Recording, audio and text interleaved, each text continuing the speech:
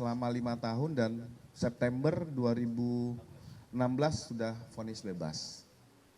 Jadi benar, nah mungkin karena melihat halaman belakangnya kait kasus narkoba ada traumatik mungkin bagi saudara IP.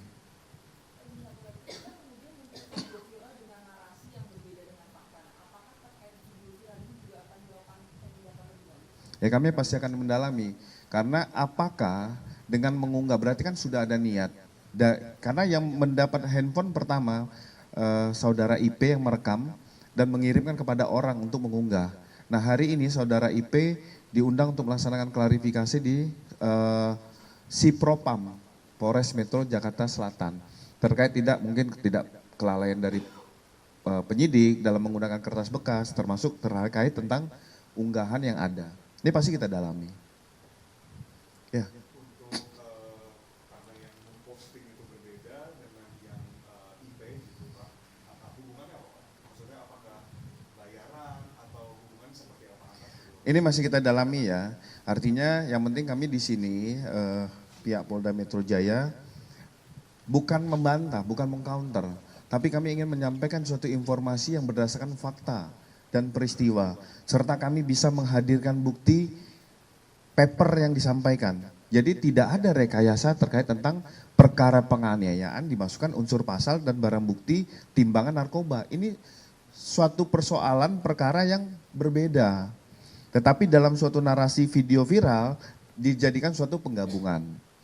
Nah ayo kita sama-sama bijak menilai ini.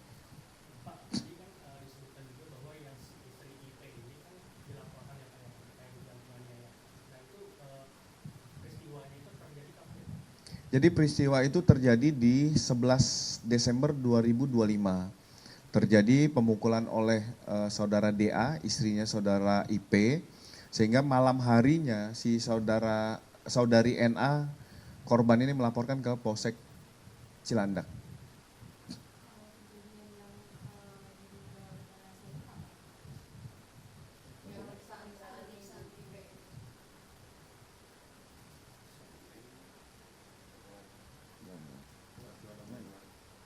Pemeriksaan ini dilaksanakan 26 Januari 2026, sekira pukul 11.20 WIB.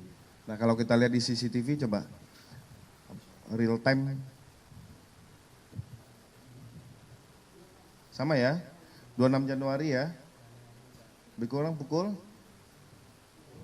12.51. Itu setelah selesai pemeriksaan, berarti waktunya real time.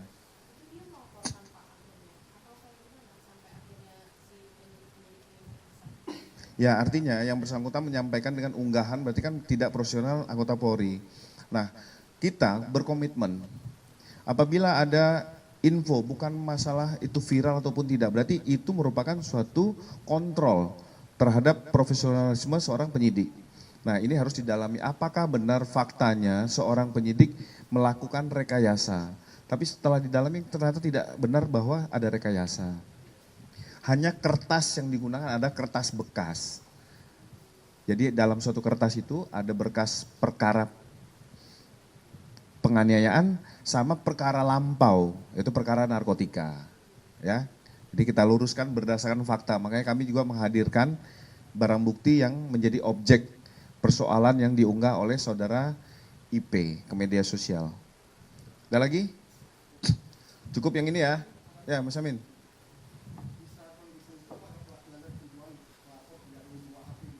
Ya sebenarnya ada, ini juga menjadi suatu perhatian pimpinan Polda Metro Jaya. Karena diketahui memang area penyidikan itu adalah restricted area.